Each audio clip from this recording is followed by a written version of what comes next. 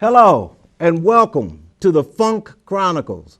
I'm your host, Dr. Turk Logan from Logan Communications and the Funk Museum Hall of Fame and Exhibition Center.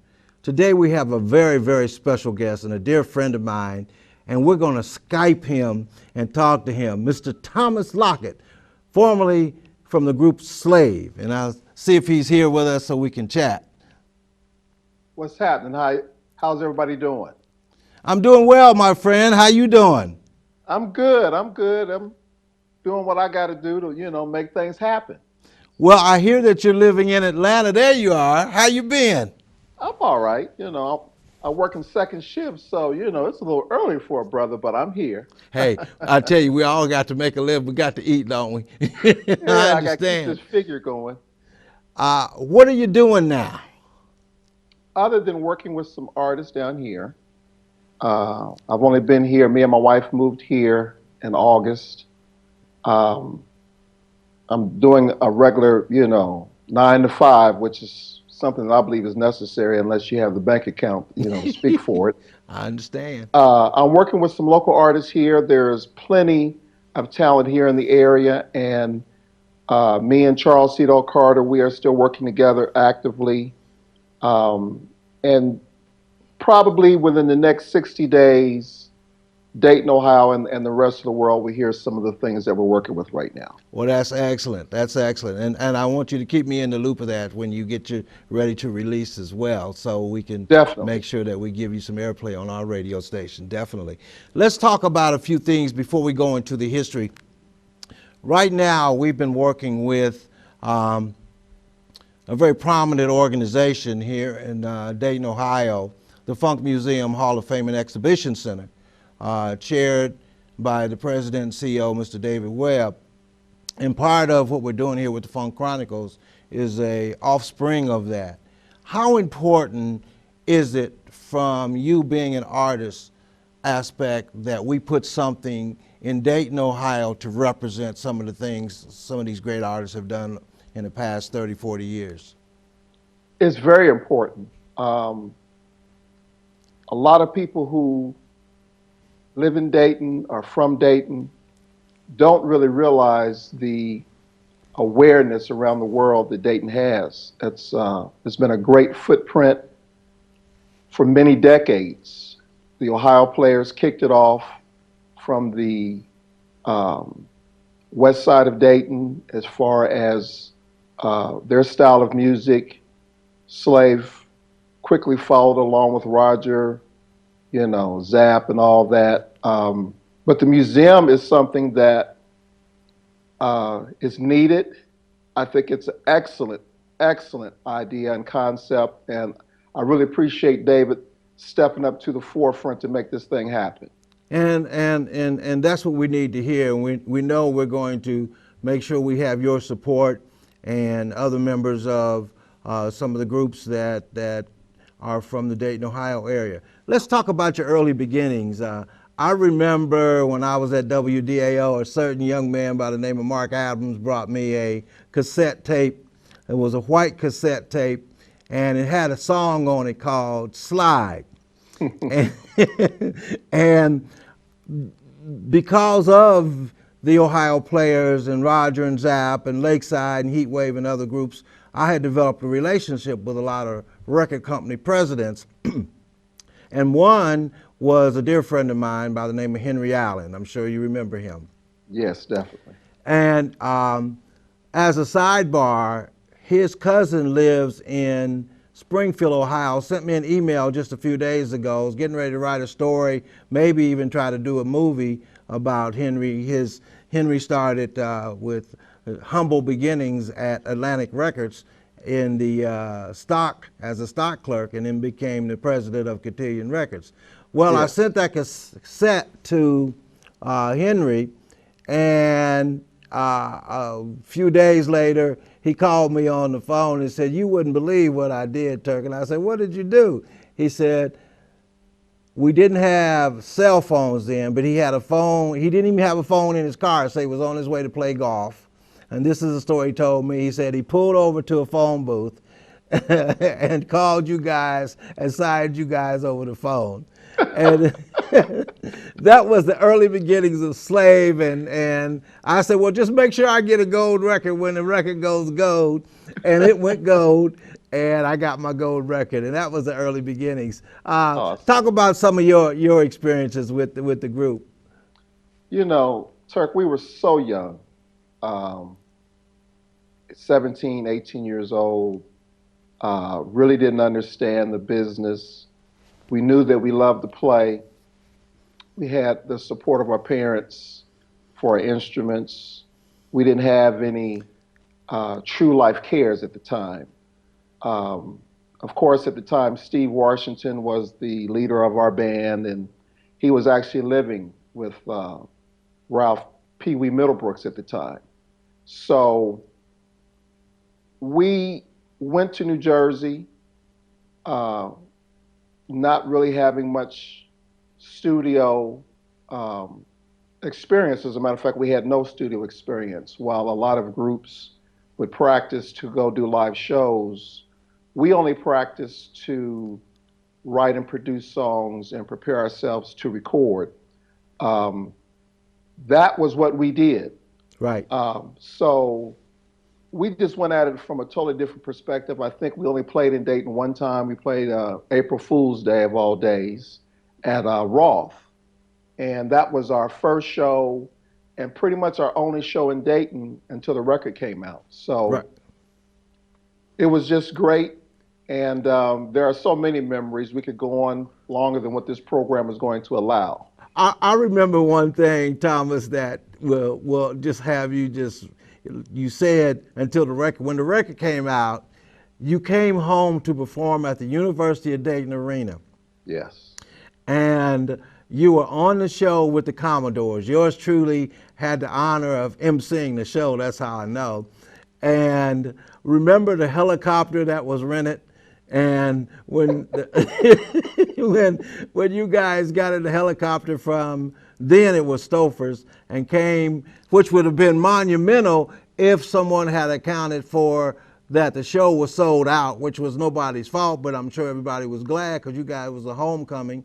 But then once the helicopter realized that they couldn't land in the parking lot, they had to turn around and go back and then come back in the limousines. And you guys had an opportunity once you finally got on stage to perform your signature song "Slide," and that was just phenomenal, man. And I just had the greatest time with you guys back then.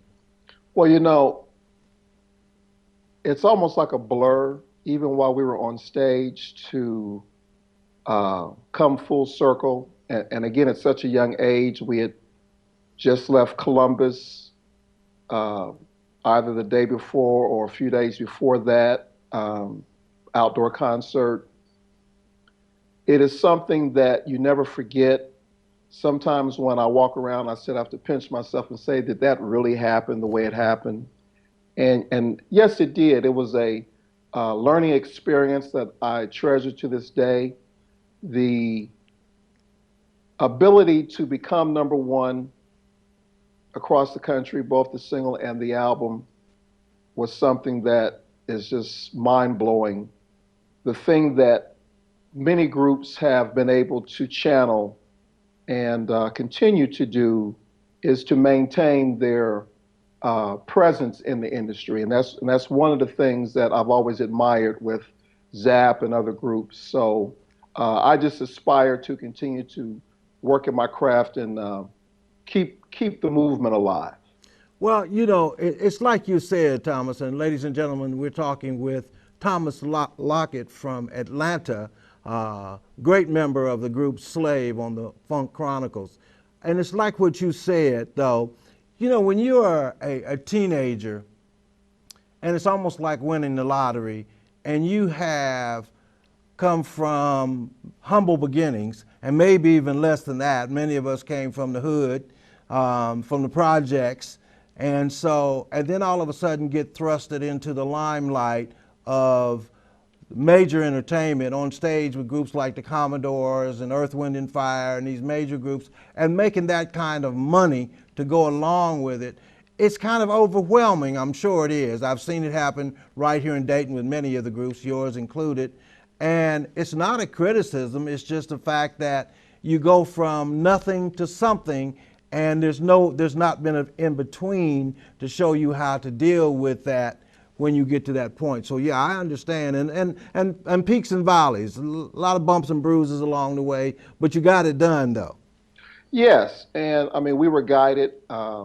Our manager at the time, Jeff Dixon, was a program director, which was ironic. He was one of the vehicles that helped us along the way to get to Henry Allen.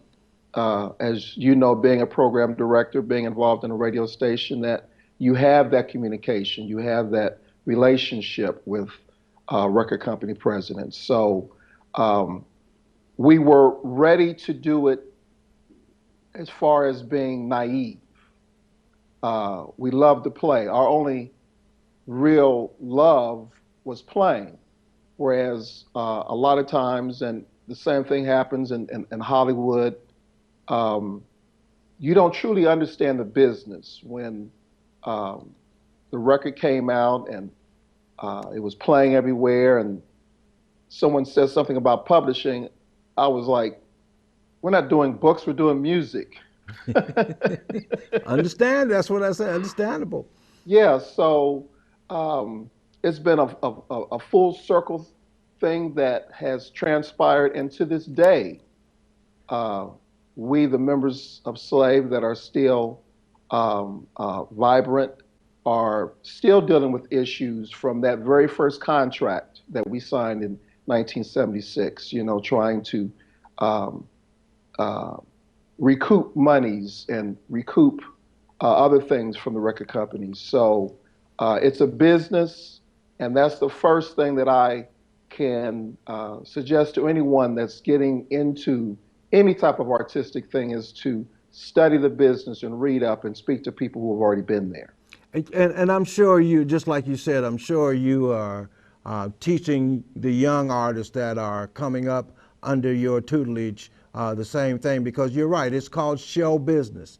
And many Show times, business. again, it's not a criticism, it's just what happens, and Slave was not exclusive to it, because it's happened to so many groups across the country, around the world, time and time again, and probably still happening today. You know, they're musicians. They could care less about contracts and publishing and things of this nature. All they want to do is get on stage and perform. And That's it. again, and that's what was going on back in the day. We lost two members here recently, Drac and Mark Adams, and pretty close together, one in Columbus, Ohio, and one in Dayton, Ohio, and they're two of the original members. Tell us about your relationship with both of these guys. I don't remember not knowing Mark Adams. I don't remember a day in my life that I didn't know him. It was, you know, I grew up on Dandridge in Dayton, and Mark was on Charleston Boulevard, and so was Floyd. We were childhood friends. Um, we were lunatics at the time. I mean, music was something that we started from grade school as far as learning how to play our instrument. I started on clarinet. I had sisters who played clarinet, so I was handed the clarinet. Um, we had our music class at Gardendale Elementary, and that was our introduction. It wasn't until later on, 5, 6, 7 years later, did um, the guys say, "Well, you know, we're forming a band, we're getting involved." And in the very beginning, Mark Adams played lead guitar, rhythm guitar, Okay. and Mark would have been an excellent guitarist. But what happened as we were um, making this transition and contacting guys in the neighborhood to form a band, um, it was discovered that the other guy had been playing guitar a little bit longer. So Let me Mark ask you. was Let me ask you a quick question. When the band was formed, like so many groups, did you start out with the name Slave, or was there another name? no, we started out as the Young Mystics. The Okay. very first group that we did was the Young Mystics, which consisted of three of the original members of Slave, which was me, myself, Floyd Miller, and Mark Adams. Okay. So we started with that. When we um, began to form the group that became Slave, we first tried to call ourselves Congress. And, we were looking for an identity. And, we called ourselves that, but it really didn't hit with us. It's like, well, we got to call ourselves something. And I never will forget that Floyd Miller came into the rehearsal place one day and he had on a t-shirt. I don't know if anybody remember these t-shirts. On one side it would say slave, and on the other side it would say master. And the moment he walked in with that t-shirt, we all said, that's it. So that's where the name came from, then, huh? That's where the name came from. Okay. All right. I was going to ask that question, and I know people have asked me over the years, and that was something I couldn't directly answer because I knew a lot about the group and had worked with the guys and things of this nature, but I never knew where the name came from. So that's good to know. Right. So And it go ahead. wasn't just a name. Um, we were at the time smart enough to realize that it wasn't just about picking a name, but the concept that we believed in was that we were all a slave to the universe and slave to our lives, and we had an obligation to make sure that everyone was held accountable for themselves. So, Okay. that was our concept at the time. What about Drac? When did Drac join the group? What's interesting is, and it wasn't until even this past year uh, that I realized Drac was the person who actually put the group together. Okay. Drac put everything together. He made the phone calls.